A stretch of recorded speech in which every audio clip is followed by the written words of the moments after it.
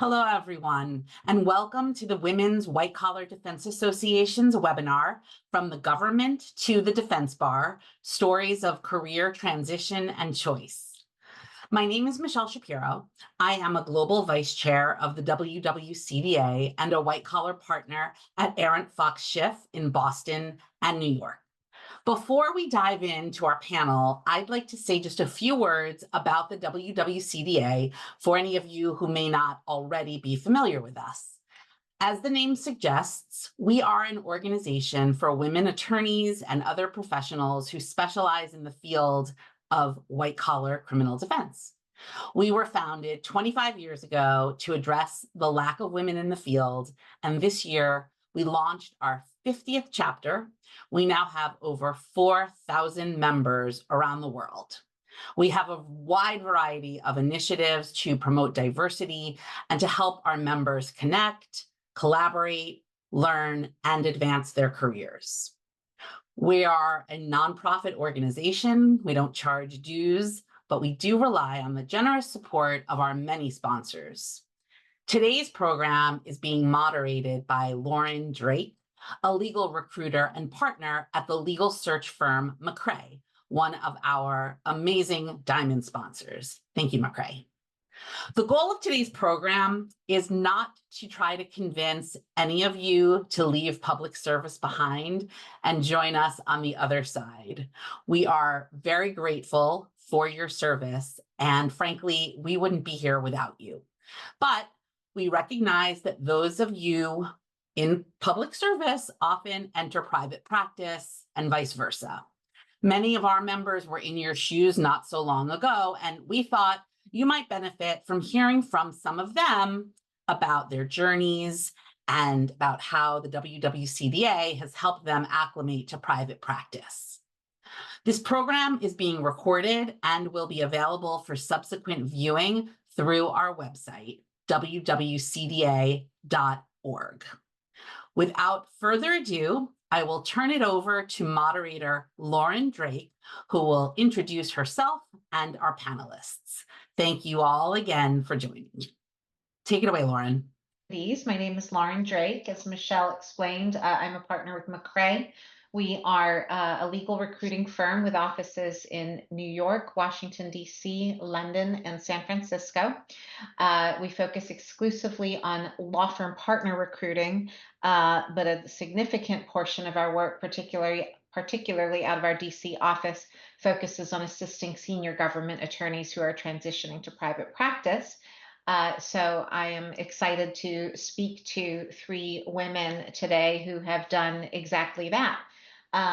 Those women are Veronica Renzi, who is a member of WWCDA's Washington, D.C. chapter. She is a partner at Foley, Hoag, and a former AUSA from the District of Columbia. We also have Shana Fulton, who's a member of the North Carolina chapter. She's a partner at Brooks Pierce and also a former AUSA and deputy chief in the U.S. Attorney's Office for the District of Columbia. And finally, we have Hartley West, a member of the organization's San Francisco chapter, where she is a partner at Dechert and a former AUSA for the Northern District of California. What we're going to be talking about today is each of these three law firm partners' career journeys and timing when they decided to make a change from public sector to private, what challenges they faced in that transition, advice for anybody early on in their own transition journey, and last but not least, the role that WWCDA has played in their career journeys. So with that, let's start with Shana. Could you please give us a brief overview of your journey and career so far? Yes, thank you, Lauren. I'm happy to be here to speak on this because it is a challenging situation, though it is definitely a good situation to be in, which is when you are trying to figure out what your next path is going to be if you were indeed thinking about leaving the government, because there are some unique challenges to that, which particularly if you are moving like I did to a different jurisdiction than where you were an assistant U.S. attorney or somewhere in government. So my path started with graduating from the University of North Carolina at Chapel Hill, and then attending Columbia Law School, and then moving to Washington, D.C. in 2001, where I joined the firm Williams and Connolly. I was there for about 4.5 years, and then I had the lovely option. As much as I liked Williams and Connolly, public service is always deep in my heart. And so I was accepted to join the U.S. Attorney's Office in the District of Columbia, and I joined there in June 2006. I stayed until January 2018, and I served twice as a deputy chief, and I was also senior litigation counsel. And now I am here at Brooks Pierce in the Raleigh office in my home state, or I consider to be my home state, so I'm a military brat, of North Carolina, in Raleigh, where I'm a partner, and I practice white collar criminal defense, complex civil litigation, and internal investigations. Thank you, Shana. Can we hear from Hartley next? Yes, hello, everybody. Thank you, Lauren. I am Hartley West. I am a partner at Dechert in the San Francisco office. And just to say a little bit about my journey, I moved out to San Francisco after years growing up on the East Coast. I had gone to Harvard for law school and was at MIT for undergrad. So felt a strong pull to Boston, but had wondered what California life was like. So I moved out here right after graduating from law school in 1997, and I've been here ever since. So it suits me. I joined as a junior associate at what was then one of the biggest law firms based in San Francisco. May it rest in peace. It no longer exists. It was McCutcheon, Doyle, Brown, and Anderson. And I was there for 3 years before joining the U.S. Attorney's Office. Well, 3 years and clerking on the Ninth Circuit for a year before joining the U.S. Attorney's Office. I had spent my Boston 1L summer, or my 1L summer at the Boston U.S. Attorney's Office, and had said, how do I get this job? And they said, go to a big firm for 3 years. And I said, okay. So I had known that that was what I had wanted to do from my first summer, and my path was pretty much designed to doing that. And I thought I would be a lifer. So it was much to my surprise when, after more than 15 years, I decided to leave the U.S. Attorney's Office. And when I left, I joined a smaller firm called Cobre & Kim, and I was brought on to launch a West Coast white collar practice for them, which I did for 4 years or so. And then I brought my practice over to Dechert, and now I am global co-chair of enforcement investigations for Dechert. Thank you, Hartley. Really interesting journey. I found that interesting that you were told to go to a big firm to get that government job that you wanted. Sounds like the advice worked out well for you. How about you, Veronica? Thank you, Lauren. Good afternoon, and good afternoon to everyone joining us today. I went to law school in my home state, University of Maryland. I got my start at the Federal Defender in Maryland, where I served as a legal intern during law school and stayed for a year after that. After my legal internship, I worked at a boutique firm in Washington, D.C. for about 5.5 years, where I got a lot of great experience doing civil and criminal litigation in a variety of types of matters in federal and local court. After that, I joined the U.S. Attorney's Office in the District of Columbia, where I served for 5.5 years doing violent crime rotation, handling a number of different guns and drugs types of matters, and then also complex matters. Really enjoyed serving and was very honored to have the opportunity to serve as an assistant United States attorney. I eventually took a position as a senior prosecutor in the cybercrime unit, where I served for another 2 years.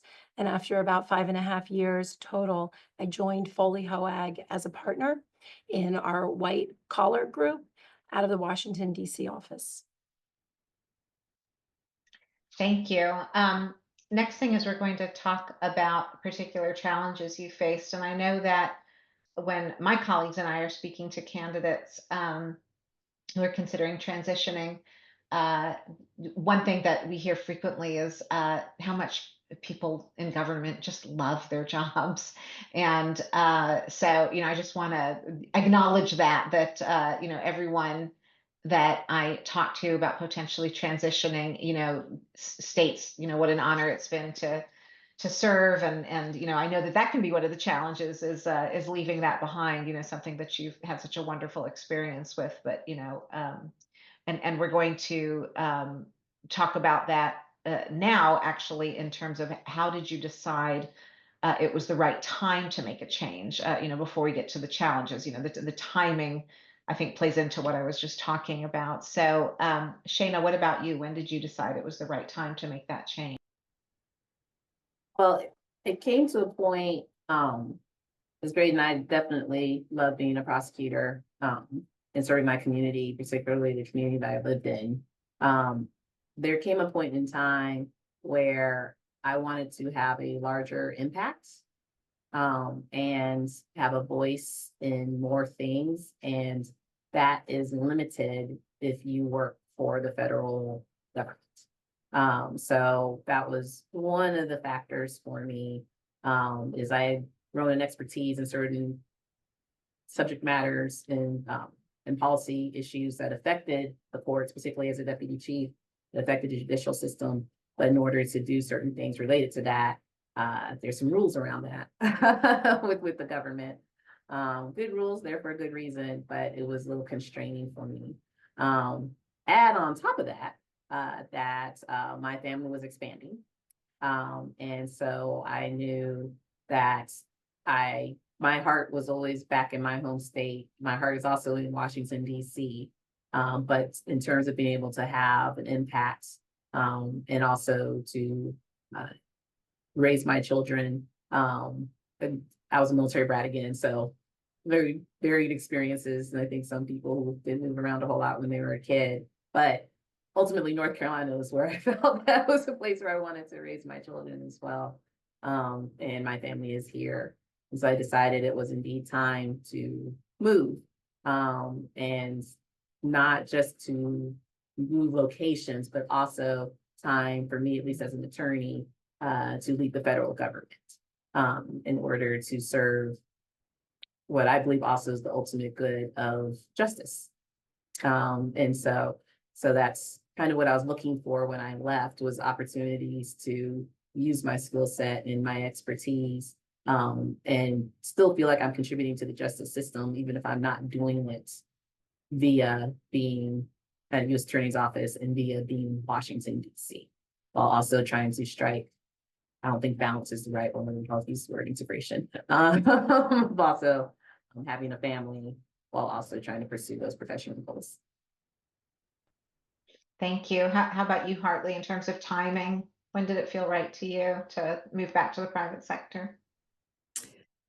So as I said, when I went in, I thought I'd be a lifer. And one of the things that I loved about being an AUSA, and there were many things that I loved about it, was the opportunity to switch to a different section every few years and feel like you have a whole new job and you're learning a whole new subject area without actually having to look for a new job. And it was invigorating, and just made me so excited to dive into a new area and discover statutes and tools that I hadn't focused on previously. And so I loved doing that. Every few years I would switch to a different section and do something new. And then after a while I'd been through most of the sections, and I'd been supervising. I was deputy chief of the economic crimes and securities fraud section, and I was wrapping up a huge trial. And I thought, if I'm ever going to go, my plate is actually clear coming off of this big trial. And, now wouldn't be a bad time to do it if I'm going to do it. But, I think as with many things, there has to be sort of a push and a pull to it. For me, there was a very, very strong, what I heard somebody else describe, and that resonated for me as a gravitational pull to service. And it was very hard to feel like I could break free from that gravitational pull. It was very meaningful to me personally. And it was also, comfortable. I'd been there for a long time. But, I think as with many things, there are a lot of factors that come together to make something the right time to jump. And, I'd say that if you're thinking about it, there's no downside to getting your resume together. There's no downside to having a couple of interviews. Frankly, that's what I thought I was doing, was like, okay, this is just going to be a practice interview. And then all of a sudden I found myself discussing comp, and and then I thought, wait, I wasn't even intentionally going down this path, but covering Kim was just such an interesting opportunity, that I felt like, okay, well, I actually really want to explore it now, even though when I started down that path, I thought like, all right, I'm just dipping my toe in the water. Thank you. How about you, Veronica? What was the timing experience for you? Lauren, I think that after having served in the office for about 5 years, as much as I enjoyed it, I was very interested in going into private practice to build a practice as a partner at a law firm, and to work with colleagues to collaborate, bring in work to the firm and grow on that, and see what I could build in Washington, D.C. and nationally. So I think in part, it was the challenge of wanting to cultivate something, and then also in part, wanting to be in the business world and having a specific desire, and feeling like, in terms of the experience that I had gotten at U.S. Attorney's Office and in prior employment, that it was a good time for me to roll my sleeves up and start cultivating that with others at a new firm. Thank you. All right, let's head into the challenges piece of the conversation. Shana, do you have any you'd like to share with the group? Yes. It's a challenge. It's worthy of the challenge. If you want to pursue going into private practice, possibly looking out, if you want to say return to your home area, assuming that you're not in your home area, but even if it is your home area, there's certain things that come with looking for a job. Though many, I think, law firms appreciate and want former prosecutors, particularly former federal prosecutors. We don't have a book of business when we're coming out of the government. And so depending on where you want to land, and what level that you come in at can be very, very dependent on whether or not you have either a book of business, which you won't coming out of the government because you're not supposed to, and then also what your potential is to build a book of business based on your skill set. I think I benefited, particularly moving outside of Washington, D.C., from the fact that I also had already private firm experience before I went into the government. So there weren't as many questions about, okay, are we not only taking a chance on someone who doesn't have a book of business, but also someone who's not been in a law firm culture and doesn't understand what that means. Because it is very, billable hour driven practice with interesting clients and everything. And it is very helpful to have that experience when you're coming out, because it's very different from the government. It's very different from the government. And so I would say, and I think someone already said this, like you should definitely start early. As Hartley said this, because it can take over a year for it to happen. And particularly if you're doing it outside of market, and you can't take it personally either when there's somebody in a law firm who's like, oh my gosh, you are wonderful and have this wonderful skill set and you've got connections that we know our clients are going to need. But we have to think about this book of business aspect of things, because that's just how private law firms think. Like they are for-profit organizations, and so they do have to think about those types of things. When you're going to a different market, having ties to the market that you were at can be extremely helpful too. I know my colleagues and clients value the fact that I have experience from Washington, D.C., and from the U.S. Attorney's Office in Washington, D.C., because Main Justice is everywhere, so the ability to have that experience, particularly in a place where there might not be as many folks with that experience who have jumped into law firm life can definitely be a huge benefit and a plus when marketing yourself. But it can also be the challenge of marketing yourself outside your jurisdiction. Whereas in Washington, D.C., I had many contacts, many people knew who I was. All the judges knew who I were, who I was when I walked into the courtroom. And when I first moved here, that was a little different. And I kind of had to rebuild myself and brand myself. But I also will say this too, there are huge ties between the state of North Carolina and Washington, D.C. So I was always pleasantly surprised when I would walk into a room where I didn't know anybody or go sit on a panel or watch a panel and somebody knew who I was. And everything was a very pleasant, nice surprise because there are a lot of ties, at least between North Carolina and DC. So I would definitely say that is something to think about and a challenge and everything that you should wrap your mind around if this is the thing that you are thinking about doing. Is that it's not, I'm not going to say easy peasy. It might seem like that because there's so many people who want prosecutors in their offices, but there's a lot that goes with that, with the economics of bringing in somebody and what that means and what that looks like from the law firm's perspective. And that's their lens, which is going to probably be different from your lens of the skill set that you have bringing in to them. Thank you. Hartley, what challenges did you face, and was there any particular lesson that you learned the hard way?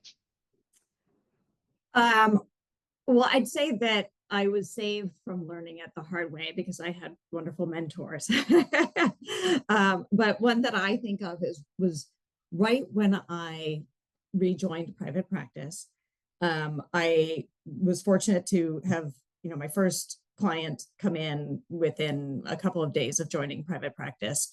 And what I now know that everybody, or at least most people, probably have to go through this transition of the way that you think from leaving government to joining private practice. And it was the first couple of days with the new client, and they were under investigation by my old U.S. Attorney's office. And they sent me probably an email or something just saying like, okay, well, it referenced that they had been deleting a bunch of files. And I was floored because, of course, you don't delete files when you're under investigation. And I was writing back a very sternly worded response. And I happened to walk into my office, and one of my colleagues was there, and he said, thankfully, let me see your draft. And so, I got a good lesson on, you need to remember that you're on your client's side now, and just to really think about the way you frame your guidance to your clients. So it's, they know that you're on their side and that you're not prosecuting them. And, the phrase an aggressive prosecutor might argue becomes very helpful when you're trying to help your clients understand why they should take a particular path and not another. So thankfully, I was able to reframe that before clicking send. Oh, I love that. That was a good one. Thank you, Hartley. How about you, Veronica? Thanks, Challenges, Lauren. any lessons learned? Yeah, I think the biggest challenge has been stated, which is you leave the government, you don't have any cases, you don't have any clients, you're starting at a new firm, and bringing in those initial cases and clients. It can be a lot of work to make that happen.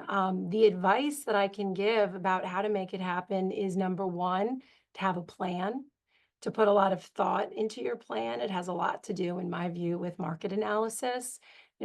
What the services you offer as a lawyer, how you can be competitively positioned, and what the cases are in your given market and what your opportunity is. And then also the contacts that you have, both folks who used to serve in government, folks who you've known, from the defense bar, friends from law school, and your plan for keeping in touch with those contacts and how you're going to build channel partners and referral partners from the various contacts. But I think, the tip that I would give is having a plan and then having the discipline to execute on the plan, And then once you join a particular law firm, really redoing the plan in some ways, because the market analysis may be the same and you may be the same, but now you know who your partners are and who you can collaborate with, which is one of, I think, the real keys to success is who are going to be your collaborators at your new law firm. And then you can really start building something together and it gets really, really exciting. So that's the big challenge, Lauren, from my point of view, which is how to get started, bring in cases. And those are my views about how to do that. Thank you. And any other advice, Veronica, to someone looking to follow your career journey beyond what you just described? I think just building out on the collaboration piece a little bit and trying to be really methodical about it. There's collaboration inside the firm. So again, with your partners at the firm and really learning what your partners do so that you can figure out where you have synergies to work together, to bring in clients. We call it hunting in packs, which I think makes a lot of sense and really allows you to bring in clients who require, more complex legal work and clients who are sometimes more high profile or who have bigger cases. It's harder to land that when you're working on your own and much easier to land it when you're working with others. And then, so collaborating with the partners in the firm and then with folks outside the firm, keeping up those contacts at various different law firms, but also making sure that when you're going to lunches and you're talking to folks at industry conferences and things like that, you're not just coming with your hand out and saying, hey, what can you do for me? You're also asking other folks, how can I help you? And how would you see us potentially working together? And is there anything I can help you with right now? That type of, collaboration and giving rather than just asking for things, I think it really can pay dividends in a career and help you build meaningful, lasting, and authentic relationships. Thank you, Veronica. Hartley, what about you? What advice would you give to someone interested in your career journey? Yeah, I would echo what Veronica just said. It's really a way of approaching business development as a problem solver, as opposed to a salesman. And when I was a baby lawyer, I thought, oh my God, this whole business development thing sounds terrible. And of course, you don't have to do it when you're with the government because the FBI is always there with a huge stack of files waiting for you. But as I left and was thinking, okay, I got to figure out this business development thing, it made me much more outward facing, which I think was very good for me. I was somebody who would frequently have breakfast at my desk, lunch at my desk, and if I was getting ready for trial, dinner at my desk. And you can't do that in private practice. I mean, even when you're busy, you need to find a way to have the breakfasts or the coffees or lunch meetings. So the outward facing part of it was a big shift for me, but also really finding that I actually love business development when you approach it as like you're just staying in contact with people and you're just thinking like, okay, can I help them solve a problem? And maybe my helping them solve a problem is referring them to somebody who's not me and not at my firm because somebody else is going to be really good at helping them solve that problem. And I can just facilitate it, but just approaching it with that lens really for me took away what was when I was very junior, a sense of distaste and salesmanship about all of it that I didn't care for. So as I just echoing, I think what Veronica said about thinking of it collaboratively of like, how can I help you solve whatever problem is keeping you up at night? Mm-hmm. Thank you. Shana, how about you? What advice would you give to a young lawyer looking to follow your career path? I think the advice I would give, first off, is I think a decision needs to be made not only where you want to practice when you're leaving the government, but what type of firm and size of firm you want to go to as well, because that is definitely something that factors into how you market yourself and everything else. So my firm, we're mid-law, we have about 117 attorneys.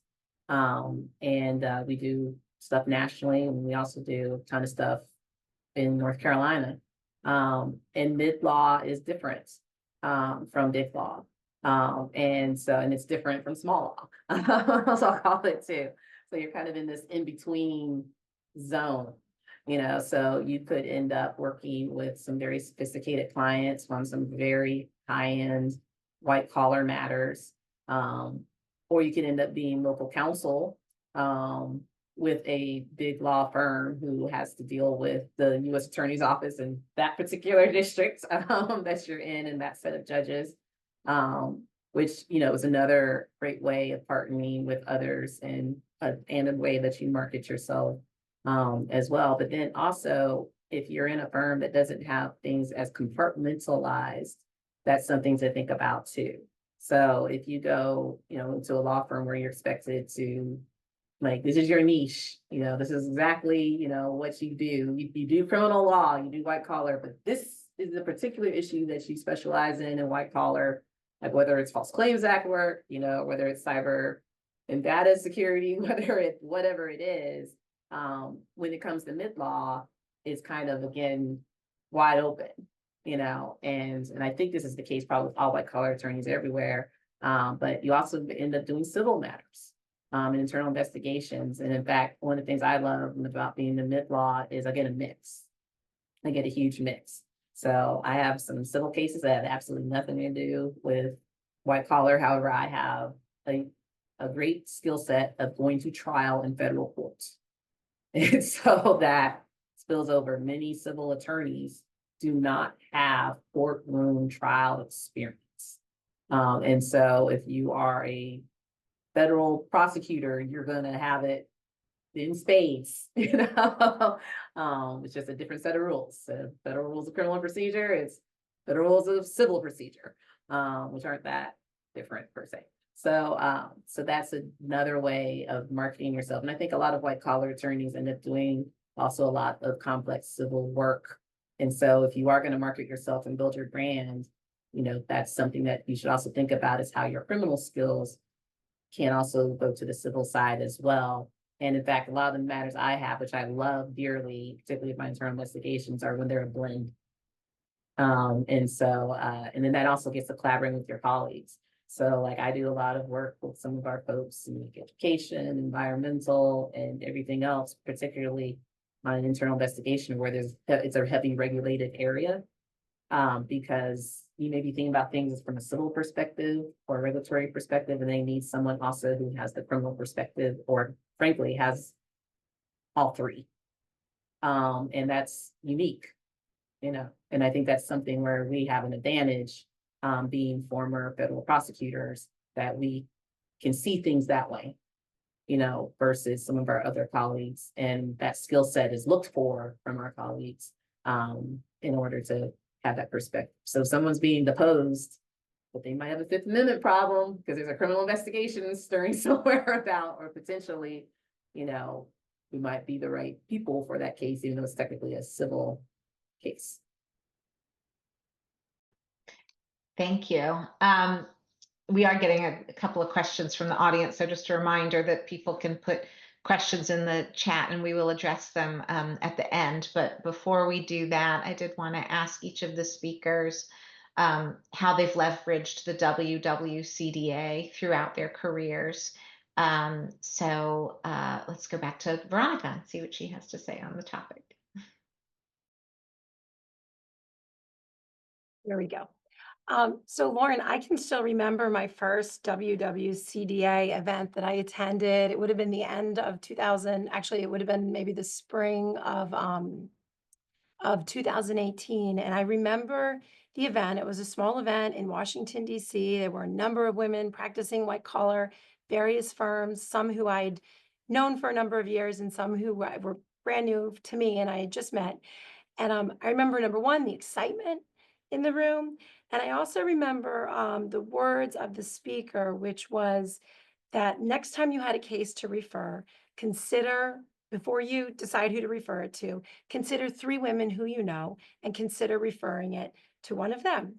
I think that the way that the WWCDA encourages us to support each other professionally and also through business and referrals has been, you know, a wonderful thing for me since I've left the government. And I think most of all, in terms of leveraging that my participation in the WWCDA, it comes down to connecting with other women and having real and meaningful connections, because we have a similar journey as women in white collar, and a lot of us as former government practitioners, but we have a similar journey, and there are so many ways that we can help and support each other, and the WWCDA gives us a pathway to do that. Thank you. Let's jump back to Shana. I have found the network to be wonderful, fantastic, and amazing. So very proud WWCDA member. The North Carolina chapter, we know each other. Well, I used to say we knew all of us, but it keeps growing in number, I'm happy to say, in North Carolina. So, but we pretty much do know each other, and so it is the number of referrals that we get here, because we're not, say, as large as, say, like the DC chapter or chapter in California with Hartley or from other places, is that when we see a referral come on the network, and that's a big deal for us, and we know that, oh, this is something I can do, or somebody's like, hey, you need to contact Shana, she's in Raleigh, and you said you're having an issue with ED and C, or if I know, it's like, oh, okay, this person needs someone who's very victim related services oriented, and I know exactly who to refer that to, and it's in North Carolina. And so the referral network has been amazing and great. And then also for someone who's in mid-law, though my firm we practice all across the country. But we are a North Carolina law firm, and so we don't necessarily know somebody in Beijing all the time who we need for something. And so I have made a number of referrals, even on behalf of my colleagues, who are looking for somebody. And they all know how reliable the network is. I have received work from the network. I have given work from the network, and my colleagues have benefited from it. So I will ask them, hey, you want me to ask the WWCDA? And they're like, yes, please, and I'm able to forward them names. And frankly, that even helps my brand within my firm, because they know that I can find them somebody, and who's very skilled at what they do very quickly for some matter that their client has. And so selfishly, it helps me that way too, even if it's maybe not even in the subject matter that I do, and everything. And then Veronica was talking about the just support of the network in general, like ABA Southeastern Regional White Collar Regional Conference, that happens outside of Atlanta every year. I just remember going to the WWCDA sponsored kind of gathering of us, and I met so many awesome people. That one person is someone who refers me to work routinely, not just me, but my other colleagues, because we're like the only firm that they know in North Carolina, and so she always calls me. And that's great and wonderful, and I cherish her for that. And she's just a really cool person too.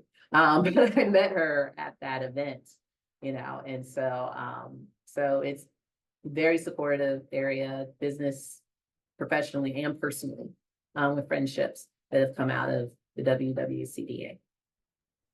Thank you. I love that.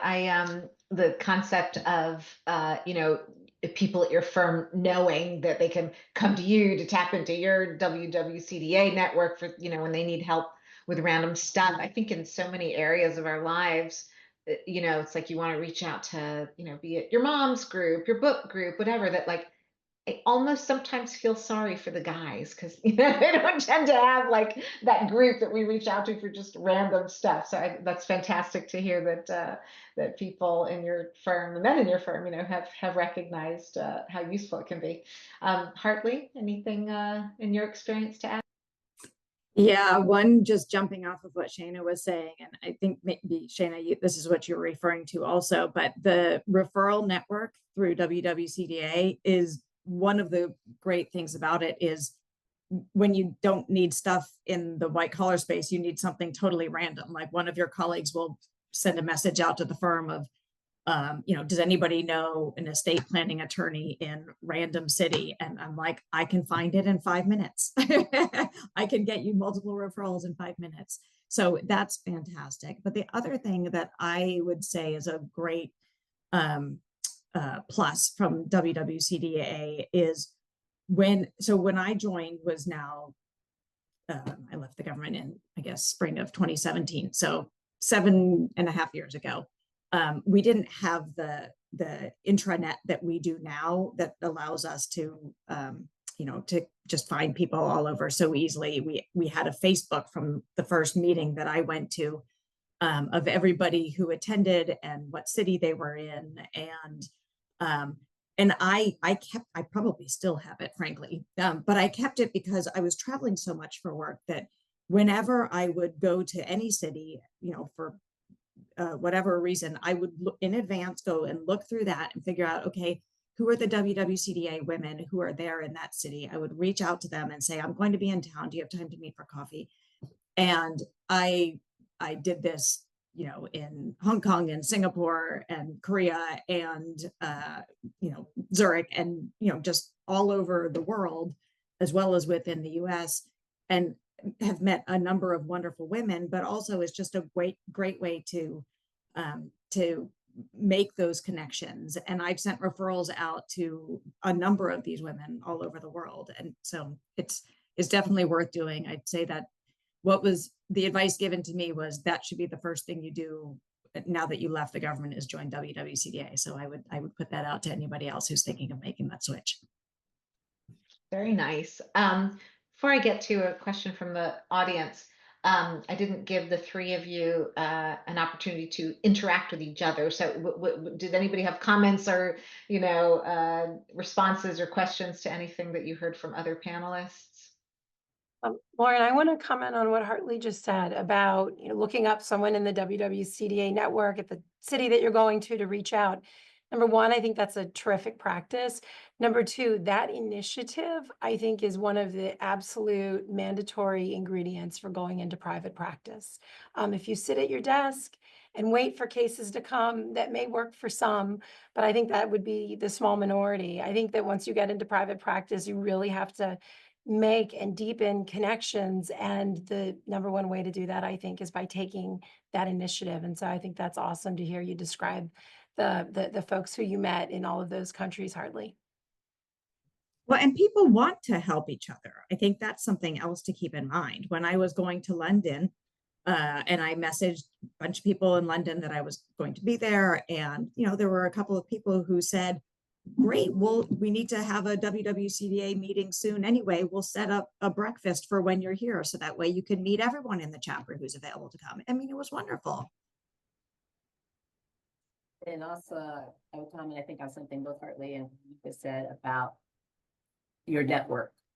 And for anybody who's in government practice right now, whether you want to leave or not, your colleagues, those will be referral sources for you. Some of your colleagues are going to end up being in-house somewhere. Even the ones who maybe you just spent 10 minutes with in court, and that is a contact that you will need, after you leave the U.S. Attorney's Office or state government or wherever it is. Do not forget these folks. I am now on a matter right now where I recognize the name, the person who signed the subpoena from the government. I was like, I know that name, and it was someone I supervised 10 years ago. And he definitely remembered me. And as soon as he said, I was like, oh, I remember you, and then it helps with the relationship also between your client and the government as well. And so when you think about your network and what you can use, don't just think about the network that you can build outside of the government. And like, those are your network people. You'll never see your colleagues ever again, from government. It's just not true. They're everywhere. They're everywhere. And so definitely, make sure that, if you're someone who, was doing great work in the government, they're going to remember that when you leave the government, and vice versa. So, so definitely when you think about your network and your brands and everything else, you don't think about when you're government, because I thought I was going to be a lifer too. So it turned out not to be a lifer. But knowing those folks and where they are in private practice, because they want your business too, vice versa, like it goes both ways. So don't forget those folks either. Yeah, I think there's so much to say if we were to really go deep on business development. I've given a number of business development trainings over the last several years, and there are so many different ways to think about your network. Just bear in mind that your referrals can come from any source, no matter how random. One of my first referrals was from a friend of my boyfriend from when I was 20, who I didn't stay in touch with at all. Like, it can be that random. So I'm sure everyone on this panel is happy to answer any questions that people have as they're starting to come out, but feel free to reach out to me, and I'm sure I can speak on behalf of Veronica and Shana as well, that we're all happy to answer any questions people have if you want to reach out individually after the panel. Thank you for that. We're actually running out of time because we need to wrap up by 12:50. If you did ask a question, we will try to get to them after the webinar and answer them via the WWCDA and or Macrae websites and social media. At this point, I would just like to really thank our speakers. It was really great to hear your perspectives, and it was interesting to me to hear how there were a lot of common threads across all three of you, even though you're at different firms, different locations. That was interesting to me. Any other final remarks from our panelists? Lauren, I would just say, if you're thinking about leaving government and that's the path you want to take, you can absolutely do it. Hartley did it, Shana did it, I did it. I would recommend finding someone who's in private practice, who used to serve in government, who you trust, and sitting down and talking to them about, what does this look like? How do I get a business plan together? But find somebody to talk to. But you can certainly make a plan and do exactly what we're doing if you want to. And your public service is highly, highly valued in private practice. And it's something that really gives you a competitive edge in terms of finding a job as a partner at a law firm. And then also when you are in front of clients, it gives you a really good competitive edge. And so I want to compliment everyone who's here, who's in public service, one, for your service, which, all three of us cherished and was, we were honored to do it. So the service for the sake of service, but also want to compliment you on what you've accomplished professionally and how you've invested in your own career. Thank you so much. And thank you to all of our speakers and to Michelle Shapiro. Thank you, Lauren. Thank you, speakers. Thank you, everyone who joined. As Veronica said, thank you for your service. If and when you decide to join us here on the defense side, we look forward to you becoming a member of the WWCDA. Check out the website for information on your local chapter, and feel free to reach out to me or any of the other leaders or our panelists. We'd all be very happy to talk to you about the journey. Thanks so much.